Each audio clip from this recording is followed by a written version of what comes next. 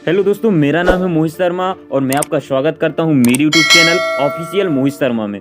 दोस्तों जो है एसएससी जीडी की जो वैकेंसी है दोस्तों वो निकल के आ चुकी है दोस्तों, और आपने जो है फॉर्म भी अप्लाई कर दिया होगा। लेकिन दोस्तों कुछ लोगों की जो है तैयारी अच्छी नहीं चल रही है दोस्तों। तो आप जो है जो भी कोई भी काम हो दोस्तों, चाहे वो गेमिंग कर रहे हो या अभी तक दोस्तों आपका जो स्टडी पर ध्यान नहीं था, तो दोस्तों अब समय आ चुका है दोस्तों कुछ कर दिखाने का। तो दोस्तों जल्दी से जल्दी स्टडी पर अपना पूरा फोकस डाल दीजिए दोस्तों, और मैं भी आपके साथ दोस्तों क्या है आपके लिए कुछ मेहनत करने वाला हूं दोस्तों। आपकी स्टडी से रिलेटेड जो है कि मैथ, रीजनिंग और इतिहास से रिलेटेड और जनरल नॉलेज से रिलेटेड दोस्तों बहुत सारे क्वेश्चन हैं जो बहुत मोस्ट इंपॉर्टेंट है दोस्तों, जो आपका जो टेस्ट होने वाला है एसएससी जीडी में, जो उसके लिए बहुत ही महत्वपूर्ण है। तो दोस्तों मैं वो क्लास है जो स्टार्ट करने वाला हूं दोस्तों आज से। तो दोस्तों आज की क्लास में जो है कि भारतीय संविधान और राज्य व्यवस्था के बारे में दोस्तों मैं कुछ क्वेश्चन लेकर आया हूं दोस्तों, जो कि बहुत ही इंपॉर्टेंट हैं।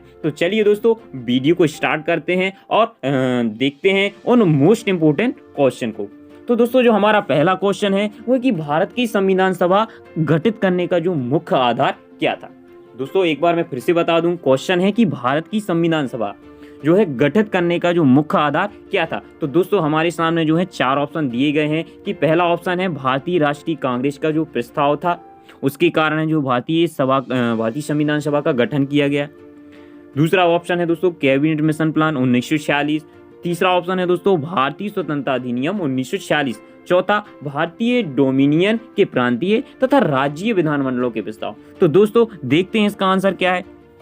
दोस्तों जो इसका आंसर है वो है कैबिनेट मिशन प्लान 1946। तो दोस्तों कैबिनेट मिशन प्लान आते ही 1946 में जो है भारतीय संविधान सभा के गठित होने का जो है मुख्य आधार कैबिनेट मिशन बना। तो दोस्तों बढ़ते हैं अगले क्वेश्चन की तरफ। जो दोस्तों हमारा सेकंड क्वेश्चन है वो है दोस्तों कि भारत के संविधान की जो प्रस्तावना में निम्नलिखित में से वह शब्द कौन सा है जिसका समावेशन संविधान सभा के 42वें संशोधन अधिनियम 1976 के माध्यम से नहीं किया गया। तो दोस्तों इस क्वेश्चन का सीधा सा मतलब है कि भारतीय संविधान के जो 42वां संशोधन अधिनियम था 1976 के माध्यम से किस शब्द का जो है प्रयोग नहीं किया गया। तो दोस्तों हमारे सामने जो है 4 ऑप्शन दिए गए हैं। पहला है समाजवादी, दूसरा है धर्मनिरपेक्ष, और तीसरा है गरिमा, और चौथा है निष्ठा। तो दोस्तों इसका तो ये तो बहुत सिंपल सा क्वेश्चन है, तो इसका जो आंसर है दोस्तों गरिमा होगा। तो दोस्तों आप देख सकते हैं इसका जो क्वेश्चन है उसका जो आंसर है दोस्तों वो गरिमा ही दोस्तों है। चलिए दोस्तों बढ़ते हैं अगले क्वेश्चन की तरफ। तो दोस्तों तीसरा क्वेश्चन है कि नागरिक समता का आशय है। दोस्तों नागरिक की समानता का आशय है। तो दोस्तों इसका जो है कि 4 ऑप्शन इसके दिए गए हैं दोस्तों। कानून की समक्ष समता, अवसर की समानता, धन का समान वितरण, राजकीय मामलों में भागीदारी का समान अधिकार। तो दोस्तों देखते हैं इसका आंसर।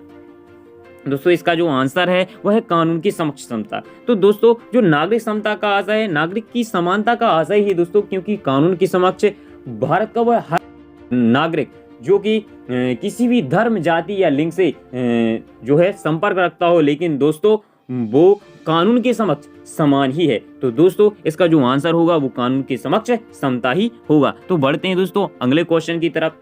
दोस्तों हमारा अगला क्वेश्चन है राज्यसभा को भंग करने के लिए निम्नलिखित में से कौन सक्षम है। तो दोस्तों जो राज्यसभा को भंग करने के लिए जो अधिकार है वो किसको दिया गया है, राष्ट्रपति, सभापति, राज्यसभा, लोकसभा या कोई नहीं। तो दोस्तों देखते हैं इसका आंसर क्या आता है। तो दोस्तों इसका जो आंसर है कि राज्यसभा को भंग करने का जो अधिकार है दिए गए ऑप्शन में से कोई भी नहीं है। तो दोस्तों हम इसे कोई नहीं पर टिक कर देते हैं। इसके बाद बढ़ते हैं अगले क्वेश्चन की तरफ।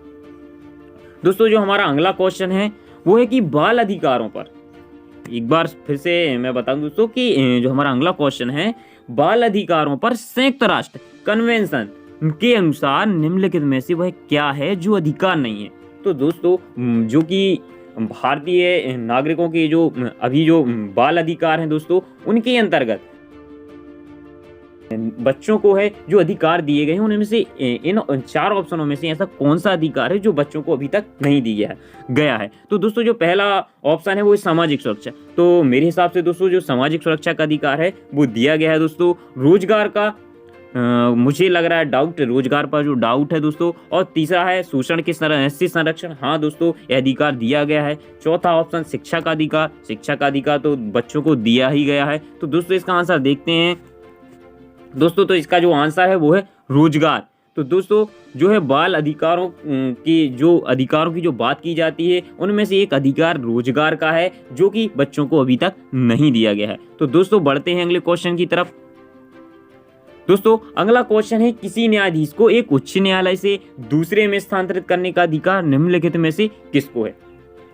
दोस्तों क्वेश्चन में एक बार फिर से पढ़ दूं कि किसी न्यायाधीश को एक उच्च न्यायालय से दूसरे में स्थानांतरित करने का अधिकार निम्नलिखित में से किसको है। तो दोस्तों ऑप्शन है भारत के मुख्य न्यायमूर्ति को, भारत के राष्ट्रपति को, भारत का विधि मंत्री को और केंद्रीय मंत्रिमंडल को। तो दोस्तों देखते हैं इसका आंसर क्या आता है। तो दोस्तों जो भारत के राष्ट्रपति हैं उनको यह अधिकार प्राप्त है कि वह किसी भी न्यायाधीश का जो स्थानांतरण है वो एक न्यायालय से दूसरे न्यायालय पर कर सकते हैं। तो दोस्तों बढ़ते हैं अगले क्वेश्चन की तरफ।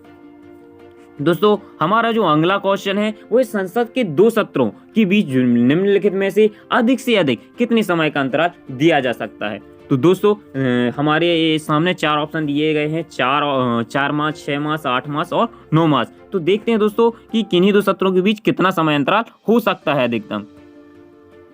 तो दोस्तों जो इसका जो आंसर है वो है 6 मास, यानी कि दोस्तों 6 महीने अधिक वो समय है दोस्तों, 6 महीने वह अधिक समय है जिनके बीच दोस्तों तो 6 मास का जो समय है वो किन्हीं 2 सत्रों के बीच लगने वाला अधिकतम समय अंतराल हो सकता है दोस्तों। तो बढ़ते हैं दोस्तों अगले क्वेश्चन की तरफ। दोस्तों अगला क्वेश्चन है शिक्षा का विषय, और तो आगे लिखा नहीं है दोस्तों इसके क्वेश्चन में। तो शिक्षा का विषय किससे संबंधित है, संघीय सूची में है या राज्य सूची में है या समवर्ती सूची में है या अवशिष्ट विषयों में है। तो देखते हैं दोस्तों इसका आंसर। तो दोस्तों जो शिक्षा का विषय है वो समवर्ती सूची, यानी कि जो हमारी संविधान है दोस्तों उसकी समवर्ती सूची में जो शिक्षा का जो विषय है वो रखा गया है। तो दोस्तों बढ़ते हैं अगले क्वेश्चन की तरफ। दोस्तों जो अगला क्वेश्चन है हमारा कि राज्यसभा में निर्वाचित सदस्यों की जो अधिकतम संख्या कितनी होनी चाहिए। दोस्तों एक बार मैं फिर से क्वेश्चन पढ़ दूं कि राज्यसभा में निर्वाचित सदस्यों की अधिकतम संख्या कितनी होनी चाहिए। तो देखते हैं दोस्तों इसका जो आंसर क्या है। तो दोस्तों राज्यसभा में निर्वाचित सदस्यों की अधिकतम संख्या 238 होनी चाहिए। तो बढ़ते हैं दोस्तों अगले क्वेश्चन की तरफ। दोस्तों हमारा जो अगला क्वेश्चन है वो है कि हर 5 वर्ष के बाद वित्त आयोग का गठन कौन करता है। जी हाँ दोस्तों, हर 5 वर्ष के बाद वित्त आयोग का गठन कौन करता है, और ऑप्शन दिए गए हैं दोस्तों मंत्रिपरिषद, संसद, राष्ट्रपति, नियंत्रक एवं महालेख परीक्षक। तो दोस्तों देखते हैं इसका आंसर क्या है। दोस्तों तो जो राष्ट्रपति है हर 5 वर्ष के बाद वित्त आयोग का गठन करता है। दोस्तों बढ़ते हैं अगले क्वेश्चन की तरफ। दोस्तों जो हमारा अगला क्वेश्चन है वो है कि संसद के दोनों सदनों का संयुक्त अधिवेशन कब बुलाया जाता है। दोस्तों जो हमारे संसद के दोनों सदन होते हैं तो उसका जो अधिवेशन है वो कब बुलाया जाता है। तो ऑप्शन दिए गए हैं दोस्तों केवल राष्ट्रीय आपातकाल की स्थिति में, जब एक सदन द्वारा पारित विधेयक दूसरे सदन द्वारा अस्वीकार कर दिया जाए, या एक सदन द्वारा अनुमोदित कर दूसरे सदन द्वारा अस्वीकार कर दिया जाए, और 1 और 3 दोनों सही हैं। तो दोस्तों देखते हैं इसका आंसर। तो इसका जो आंसर है दोस्तों पहला और तीसरा दोनों सही हैं कि जब संसद के दोनों सदनों का जो संयुक्त अधिवेशन कब बुलाया जाता है। पहला जो स्थिति होती है पहली केवल राष्ट्रीय आपातकाल की स्थिति में, और जो तीसरा है दोस्तों एक सदन द्वारा अनुमोदित कर दूसरे सदन द्वारा अस्वीकार कर दिया जाए, तब जो है दोस्तों दोनों सदनों का जो संयुक्त अधिवेशन बुलाया जाता है। तो दोस्तों बढ़ते हैं अगले क्वेश्चन की तरफ। दोस्तों जो अगला क्वेश्चन है कि राज्य विधानसभा द्वारा पारित असाधारण विधेयक विधान परिषद द्वारा अधिकतम कितनी अवधि तक विलंबित किया जा सकता है।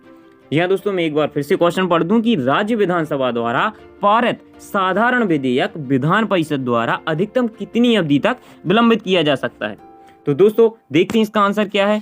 दोस्तों इसका आंसर है 3 महीने। तो दोस्तों राज्य विधानसभा द्वारा पारित साधारण विधेयक विधान परिषद द्वारा अधिकतम 3 महीने तक विलंबित किया जा सकता है। दोस्तों बढ़ते हैं अगले क्वेश्चन की तरफ। दोस्तों अगला क्वेश्चन है कि भारत में किसी राज्य में राष्ट्रपति शासन लागू किया जाता है तब क्या स्थिति होती है। ऑप्शन है दोस्तों, राज्य का मंत्रिमंडल त्याग पत्र दे दे, राज्य के राज्यपाल की मृत्यु हो जाए, चुनाव की घोषणा कर दी जाए, या राज्य का शासन संविधान के अनुसार ना चलाया जा सके। तो दोस्तों देखते हैं इसका आंसर। इसका सबसे पहला आंसर है दोस्तों कि राज्य का शासन संविधान के अनुसार ना चलाया जाए तो भारत में किसी राज्य में राष्ट्रपति शासन लागू किया जा सकता है। दोस्तों अगर जो हमारा जो भारत देश है वो अपने नियम कानून और संविधान के हिसाब से अगर नहीं चलता है तो दोस्तों जो राष्ट्रपति होते हैं वो भारत में राष्ट्रपति शासन लागू कर सकते हैं, तब सिर्फ राष्ट्रपति के ही नियम और कानून चलेंगे। तो दोस्तों कैसी लगी आपको वीडियो? अगर दोस्तों वीडियो आपको अच्छी लगी है तो वीडियो को लाइक करें, कमेंट करें और इस वीडियो को ज़्यादा से ज़्यादा शेयर करें। दोस्तों उन लोगों तक इस वीडियो को ज़रूर पहुंचाएं दोस्तों जो अभी भी स्टडी में अपना जो है मेहनत कर रहे हैं दोस्तों, और वो भी किसी फोर्स या MP पुलिस या SSC GD या किसी भी तरह की जो है एजुकेशन से रिलेटेड जो है तैयारी कर रहे हैं दोस्तों, तो अपने दोस्तों को इस वीडियो को जरूर शेयर कीजिएगा दोस्तों। और दोस्तों मिलते हैं अगली भारतीय संविधान और राज्य व्यवस्था की अगली जो है क्लास के साथ। तो दोस्तों तब तक के लिए नमस्कार, जय हिंद, जय बुंदेलखंड।